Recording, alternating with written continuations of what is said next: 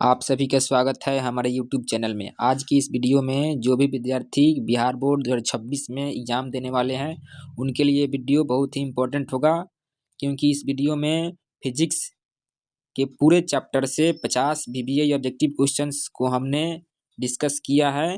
तो आप इस वीडियो में शुरू से लेकर अंत तक बने रहेंगे। वीडियो को बिना स्किप किए हुए ज़रूर देखेंगे।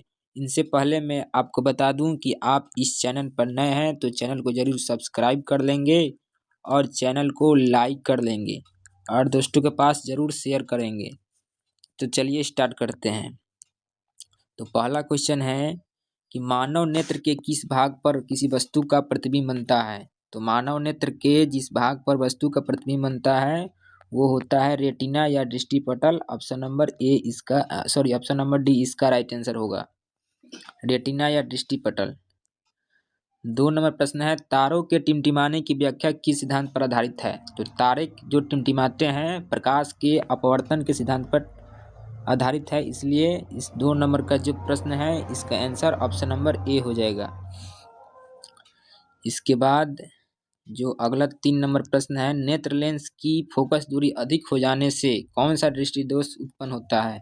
हम जानते हैं कि हमारे नेत्र में मुख्य रूप से 3 दृष्टि दोष होते हैं, निकट, दूर और जरा। और साथ में एक और वर्णों से यानी कि रंगों से संबंधित होता है जिसे वर्णांध करते हैं, वर्णांधता कहते हैं, वो भी हो सकता है। तो इसमें बताना है कि नेत्र लेंस की अगर फोकस दूरी बढ़ जाती है तो इसमें किसके कारण इस दोष कौन सा उत्पन्न होगा। तो नेत्र लेंस की फोकस दूरी बढ़ जाने से हमारे नेत्र में दूर दृष्टि दोष उत्पन्न हो जाती है, इसलिए इसका right answer option number B होगा। इसके बाद जो 4 नंबर प्रश्न है, नेत्र में किसी वस्तु का प्रतिबिंब होता है। तो नेत्र में किसी वस्तु का जो प्रतिबिंब बनेगा वो तो होता है वास्तविक, उल्टा और छोटा। वास्तविक, उल्टा और छोटा ऑप्शन नंबर सी में दिया गया है, इसलिए इसका right answer option number C होगा। इसके बाद 5 नंबर प्रश्न है कि जो नेत्र निकट वस्तुओं को स्पष्ट देख पाता है उस नेत्र में होता है। तो जो नेत्र निकट की वस्तुओं को स्पष्ट रूप से नहीं देख पाता है, यहाँ पर लिखा गया है कि स्पष्ट रूप से नहीं देख पाता है, तो उस नेत्र में जो दोष उत्पन्न होता है उस दोष का नाम होता है दूरदृष्टि दोष। दूरदृष्टि दोष। तो वह नेत्र जो निकट की वस्तुओं को स्पष्ट रूप से नहीं देख पाता परंतु दूर को देख सकता है, उस दृष्टि दोष को नाम देते हैं दूरदृष्टि दोष। तो ऑप्शन नंबर ए में है, इसलिए इसका right answer option number A होगा। इसके बाद 6 नंबर प्रश्न है, श्वेत प्रकाश की किरण जब किसी प्रिज्म से होकर गुजरता है तो जो रंग सबसे अधिक विचलित होता है वह कौन सा रंग है। तो हम जानते हैं कि एक प्रिज्म है जहाँ से श्वेत प्रकाश की किरण अगर जाएगी तो ये अपने साथ वही रंगों में बट जाती है। तो इसमें बताना है कि सबसे कम जो विचलित होगा उसका रंग क्या होगा, मतलब कौन सा रंग होगा। तो सबसे अधिक विचलित होने वाला बताना है, सबसे अधिक विचलित होने वाला। तो सबसे अधिक विचलित होने वाला बैगनी है ऑप्शन नंबर सी में, क्योंकि यहाँ पर भी और सबसे ऊपर आर, भी यानी वायलेट होता है बैगनी जिसे बोलते हैं, और आर यानी लाल, रेड। तो सबसे कम लाल विचलित होता है और सबसे अधिक बैगनी, इसलिए इसका right answer option number C हो जाएगा। 7 नंबर प्रश्न है कि अपने लेंस की फोकस दूरी बदल कर दूर या निकट की वस्तुओं को साफ साफ देख सकने के आँख के गुण को आँख की समंजन क्षमता कहा जाता है। ऑप्शन नंबर बी इसका राइट आंसर होगा। समंजन क्षमता नेत्र का ऐसा गुण होता है जो कि अपनी फोकस दूरी को बदल देता है और निकट की वस्तुओं को भी और दूर की वस्तुओं को भी देख पाता है आसानी से। जरा दृष्टि दोष से पीड़ित व्यक्ति का उपचार किस प्रकार के लेंस से किया जाता है। तो जरा दृष्टि जो दोष होते हैं उनसे पीड़ित व्यक्ति का उपचार करने के लिए बाइफोकल लेंस का प्रयोग करते हैं, ऑप्शन नंबर बी में है। इसके बाद 9 नंबर जो प्रश्न है कि एक स्वस्थ मानव नेत्र के लिए निकट तथा दूर बिंदु क्रमशः होते हैं। तो स्वस्थ मानव के लिए निकट बिंदु होता है 25 सेंटीमीटर और दूर बिंदु अनंत होता है। तो ऑप्शन नंबर डी में दिया गया है, इसलिए इसका right answer option number D हो जाएगा। विभिन्न दूरियों पर की वस्तुओं के प्रतिबिंब को फोकस करने के लिए आंख के लेंस की फोकस दूरी परिवर्तित होती है। तो किसके द्वारा परिवर्तित होती है? तो सिलियरी मांसपेशियों के द्वारा परिवर्तित की जाती है। हमारे आंख में पाया जाता है सिलियरी मांसपेशियां, जो कि कहीं पर भी वस्तु होंगे उनसे जो प्रतिबिंब निकलेगा फोकस करती है अगर आंख में, तो उसमें जो सिलियरी मांसपेशियां की ही भूमिका होती है। उत्तल लेंस की क्षमता क्या होगी? तो उत्तल लेंस की क्षमता धनात्मक होती है और अवतल लेंस का ऋणात्मक होता है। अवतल लेंस का ऋणात्मक और उत्तल लेंस का धनात्मक होता है। अवतल लेंस की क्षमता पूछ ही लिया है, तो अवतल लेंस की क्षमता ऋणात्मक होगी, ऑप्शन नंबर ए। इसके बाद जो अगला प्रश्न है, उत्तल लेंस को कहते हैं, तो उत्तल लेंस को अभिसारी लेंस कहा जाता है। उत्तल लेंस यानी कि अभिसारी लेंस, क्योंकि ये प्रकाश की किरणों को क्या करता है, तो एक जगह बिटोर देता है, मतलब कि एक जगह एकत्रित कर देता है, इसलिए इसे अभिसारी लेंस कहा जाता है। और अपसारी लेंस अवतल लेंस को कहा जाता है, अवतल लेंस। इसके बाद जो प्रश्न है अवतल लेंस को अभी बताया है कि अवतल लेंस को अभिसारी नहीं अपसारी, अवतल लेंस को अपसारी लेंस कहा जाता है, ऑप्शन नंबर सी। निम्न में से कौन सा पदार्थ लेंस बनाने के लिए उपयुक्त नहीं किया जा सकता है? तो जो प्लास्टिक है इसे हम लेंस नहीं बना सकते हैं, इसलिए हमारा answer right option number C हो जाएगा। किस दर्पण में हमेशा वस्तु से छोटा प्रतिबिंब प्राप्त होता है? तो वस्तु से छोटा प्रतिबिंब प्राप्त होने वाला समतल दर्पण में तो वस्तु के बराबर प्रतिबिंब प्राप्त होता है, आभासी और बराबर। उत्तल दर्पण में आभासी भी प्राप्त होता है और छोटा भी प्राप्त होता है, हमेशा छोटा होता है प्राप्त, इसलिए इसका राइट आंसर हमेशा छोटा प्राप्त होता है, इसलिए इसका right answer option number B हो जाएगा। इसका right answer option number B होगा। अवतल दर्पण में वस्तु का प्रतिबिंब वास्तविक भी होता है, आभासी भी होता है और छोटा भी होता है और बड़ा भी होता है। हमसे केवल हमेशा छोटा पूछा गया था, जो कि केवल उत्तल दर्पण के गुण में ही होता है, उत्तल दर्पण में ही पाया जाता है, इसलिए इसका right answer option number B होगा। 17 नंबर प्रश्न है, किस दर्पण से वस्तु का बड़ा प्रतिबिंब प्राप्त होता है? तो वस्तु का बड़ा प्रतिबिंब अवतल दर्पण में प्राप्त होगा, क्योंकि समतल दर्पण में बराबर होता है, उत्तल दर्पण में छोटा होता है, अवतल दर्पण में बराबर नहीं बड़ा भी होता है और छोटा भी होता है, साथ में वास्तविक और आभासी दोनों प्रकार के प्रतिबिंब बनाता है अवतल दर्पण। प्रकाश के प्रवर्तन के नियम दो हैं, प्रकाश के प्रवर्तन के नियम दो हैं। पहला है साइन आई बराबर में साइन आर, ये दूसरा नियम है।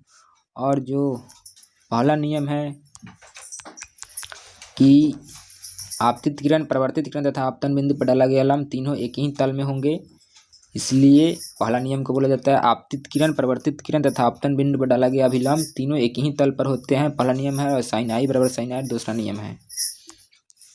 अगला प्रश्न है 19 नंबर की, जब प्रकाश की किरण हवा से कांच में प्रवेश करती है, जब प्रकाश की किरण हवा से कांच में प्रवेश करती है तो बताना है कि किधर मुड़ती है। जब प्रकाश की किरण हवा से कांच में प्रवेश करेगी तो बताना है कि कहाँ मुड़ेगी, अभिलंब से दूर भाग जाएगी कि अभिलंब के निकट आएगी कि अभिलंब के समानांतर हो जाएगी, क्या होगा? अब जानते हैं जब प्रकाश की किरण सघन से विरल में जाती है, सघन से विरल में जाएगी, मान लीजिए कि यहाँ पर आपका कौन चीज है, इधर हवा है और इधर कांच है। जब हवा में एक नॉर्मल डाल देते हैं तो हवा से कांच में बताना था, सघन से विरल में जाती है तब अभिलंब से दूर जाती है और विरल से सघन में जाती है तब अभिलंब के निकट आती है।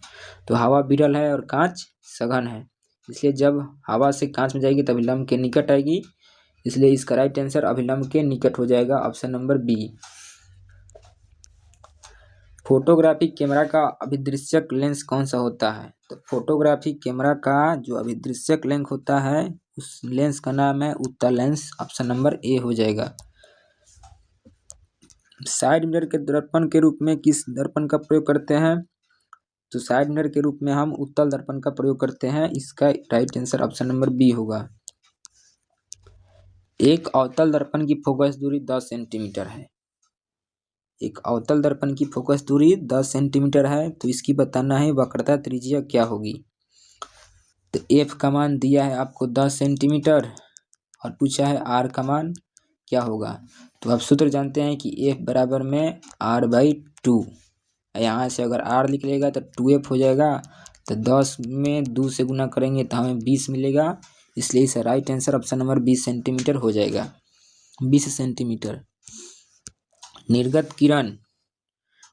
किरण एवं अभिलंब के बीच जो कोण बनते हैं उस कोण को क्या कहते हैं? तो निर्गत किरण और अभिलंब के बीच जो कोण बनते हैं उन्हें निर्गत कोण कहा जाता है। ऑप्शन नंबर सी इसका राइट आंसर होगा। सरल सूक्ष्मदर्शी में किस दर्पण का प्रयोग करता है, माने किसका लेंस का प्रयोग, कौन सा लेंस होता है जिसका सरल सूक्ष्मदर्शी में इसका प्रयोग करते हैं? तो सरल सूक्ष्मदर्शी में हम उत्तल लेंस का प्रयोग करते हैं। उत्तल लेंस।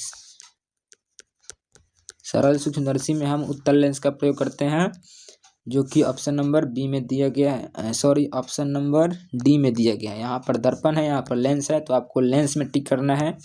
इसलिए इसका right answer option number D होगा। किस लेंस के द्वारा सिर्फ काल्पनिक प्रतिबिंब बनता है? आपको बताना है कि किस लेंस के द्वारा सिर्फ काल्पनिक प्रतिबिंब बनता है। तो काल्पनिक प्रतिबिंब जो लेंस में बनता है सिर्फ और सिर्फ अवतल लेंस होता है। अवतल लेंस। लेकिन एक अवतल दर्पण होता है। तो अवतल दर्पण में वास्तविक और काल्पनिक दोनों प्रकार के प्रतिबिंब बनते हैं, लेकिन आपको लेंस में बताना है। तो लेंस में सिर्फ अवतल लेंस होगा जिनमें काल्पनिक प्रतिबिंब बनेगा। और उत्तल दर्पण में हमेशा काल्पनिक बनता है प्रतिबिंब। काल्पनिक प्रतिबिंब बनता है। दर्पण में है उत्तल दर्पण और यहाँ पर लेंस में हो जाएगा अवतल लेंस। इसलिए इसका right answer option number B होगा। इसके बाद है प्रवर्तन के नियम से निर्धारित होता है। तो प्रवर्तन के नियम से निर्धारित होता है जो दूसरा नियम है साइन आई बराबर में साइन आर। इसका मतलब आपतन कोण प्रवर्तन कोण के बराबर होगा, जो कि ऑप्शन नंबर ए में दिया गया है। काल्पनिक प्रतिबिंब होता है, तो जो काल्पनिक प्रतिबिंब होता है वो हमेशा सीधा होता है। और वास्तविक प्रतिबिंब उल्टा होता है। तो आपको बताना है काल्पनिक का। तो काल्पनिक प्रतिबिंब ऑप्शन नंबर ए हो जाएगा सीधा। इसके बाद जो अगला प्रश्न है, लेंस में मुख्य फोकस की संख्या क्या होगी? तो जो लेंस में मुख्य फोकस की संख्या बताना है। ऑप्शन में आपको दिया गया है 1 होगा कि 2 होगा। ऑप्शन नंबर ए में है 1, 2 या फिर 3 या फिर कोई नहीं।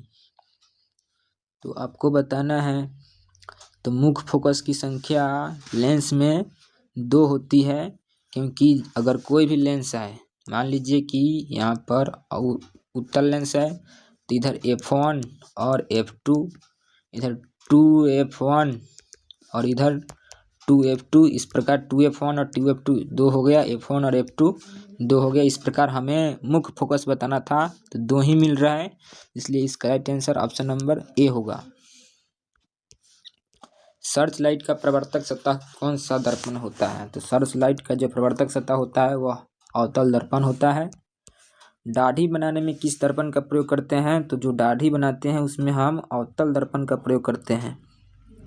दाढ़ी बनाने में हम अवतल दर्पण का प्रयोग करते हैं। और उत्तल दर्पण का साइड मिरर के रूप में, साइड मिरर मतलब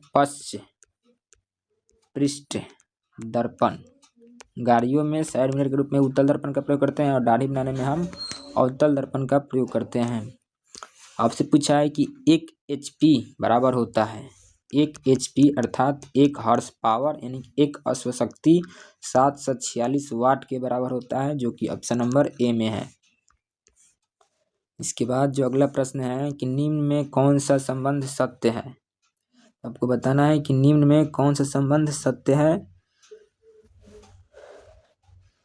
ऑप्शन नंबर में है V बराबर I बटा R, V बराबर में है 1 बटा R, या V बराबर में R, या V बराबर में IR, या V बराबर में I स्क्वायर R, V बराबर में IR स्क्वायर। तो आप ओम का नियम जानते हैं कि किसी चालक में प्रवाहित होने वाली विद्युत जो धारा है विभवांतर के समानुपाती होता है। अगर समानुपाती को हम हटाते हैं तो I का मान आता है V बटा के R, V बटा के R, V बटा के R, V बटा के R। यहाँ से अगर हम निकालेंगे तो V का मान IR आ जाएगा, जो कि ऑप्शन नंबर सी यहाँ पर दिया गया है। इस प्रकार इसमें संबंध जो सही है ऑप्शन नंबर सी है। इसके बाद 33 नंबर जो प्रश्न है कि निम्न में कौन सा पद विद्युत परिपथ में विद्युत शक्ति को निर्धारित करता है। तो विद्युत शक्ति को निर्धारित करने वाला जो सूत्र है वो है I स्क्वायर R।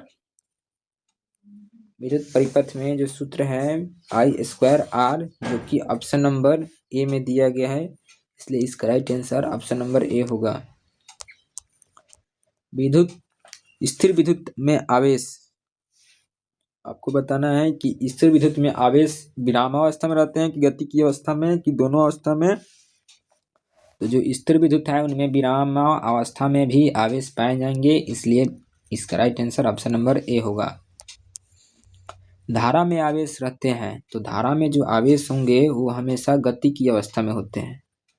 धारा में आवेश हमेशा गतिकीय अवस्था में होते हैं, इसलिए इसका right answer option number B होगा।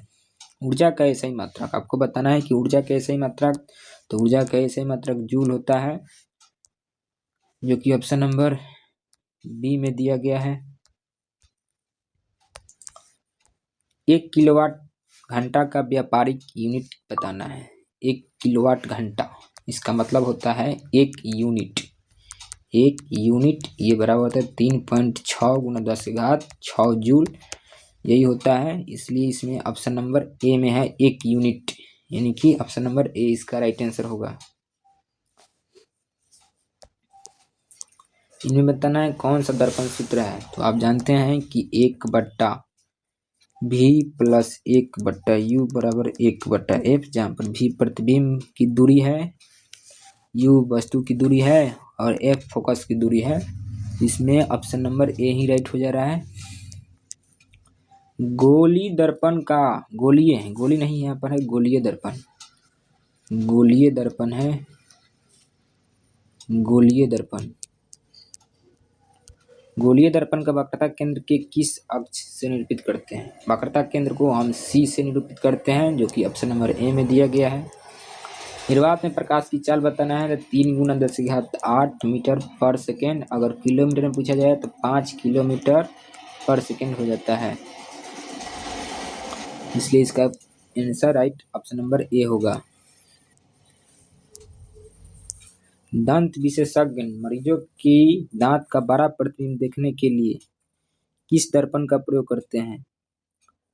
तो जो दंत विशेषज्ञ होते हैं मरीज का दांत का बड़ा प्रतिबिंब प्राप्त करने के लिए अवतल दर्पण, कौन सा दर्पण, अवतल दर्पण का प्रयोग करते हैं। अवतल दर्पण, अवतल दर्पण का प्रयोग करते हैं दंत विशेषज्ञ। डेंटल जो होते हैं, डेंटल, वो अवतल दर्पण का प्रयोग करते हैं दांत को चेक करने के लिए। 1 जूल में बताना है कितना कैलोरी मान होगा। तो 1 जूल बराबर आप जानते हैं कि 1 जूल बराबर 4.2 होता है।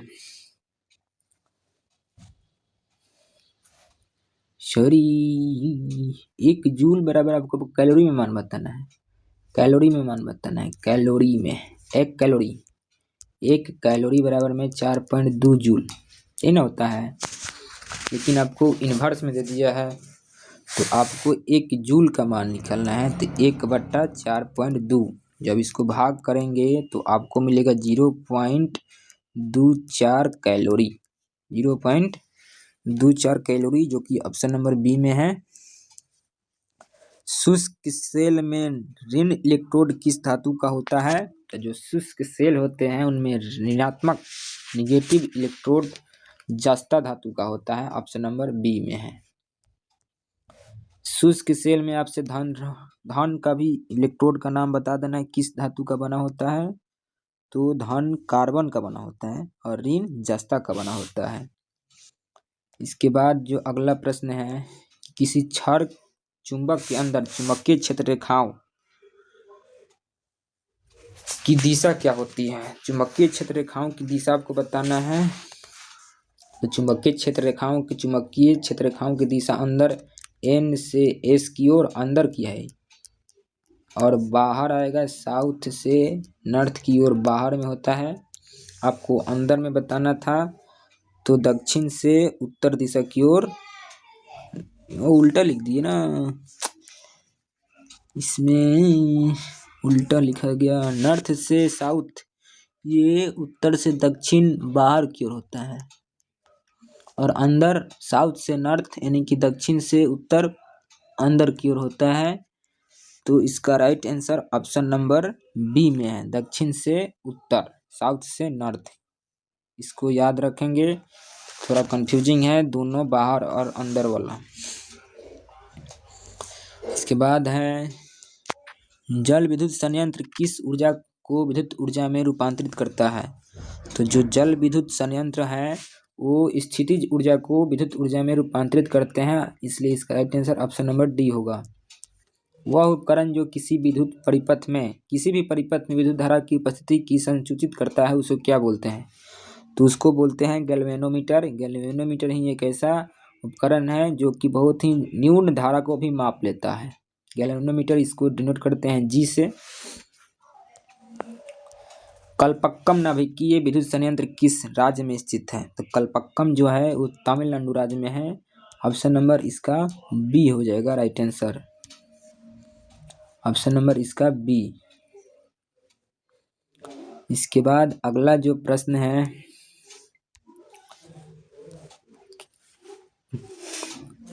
ककारा पार नाभिकीय विद्युत संयंत्र किस राज्य में है? तो ककारा पार जो नाभिकीय विद्युत संयंत्र है वो गुजरात में है, इसलिए इसका राइट आंसर गुजरात हो जाएगा, ऑप्शन नंबर सी। ककारा पार गुजरात में और कल्पक्कम तमिलनाडु में। आपको अगला प्रश्न बताना है कि कैगा नाभिकीय विद्युत संयंत्र किस राज्य में है? तो कैगा जो है ये कर्नाटक राज्य में है। कैगा कर्नाटक, क से कैगा, क से कर्नाटक। इसको आप इस प्रकार रिलेट करके याद कर सकते हैं। और ककारा पार गुजरात में और कल्पक्कम तमिलनाडु में। फिर आपको दर्पण सूत्र रिपीटेशन क्वेश्चन है, 1/v + 1/u = 1/f। गोलीय दर्पण का वक्रता केंद्र किस अक्ष से निरूपित करते हैं? अक्षर जो होता है सी से निरूपित करते हैं।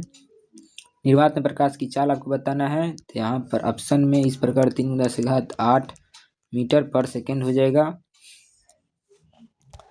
इसके बाद जो अगला प्रश्न है कि दंत विशेषज्ञ मरीजों के दांत का बड़ा प्रतिबिंब प्राप्त करने के लिए अवतल दर्पण का प्रयोग करते हैं, इसलिए इसका right answer option number A होगा। इसी के साथ हमने आपको टोटल 50 ऑब्जेक्टिव क्वेश्चन कराए। आप जरूर कमेंट में बताएं कि आपने कितने प्रश्नों का उत्तर दिया, और चैनल को जरूर सब्सक्राइब कर लेना होगा क्योंकि आपके हित में ही ये चैनल कार्य करता है।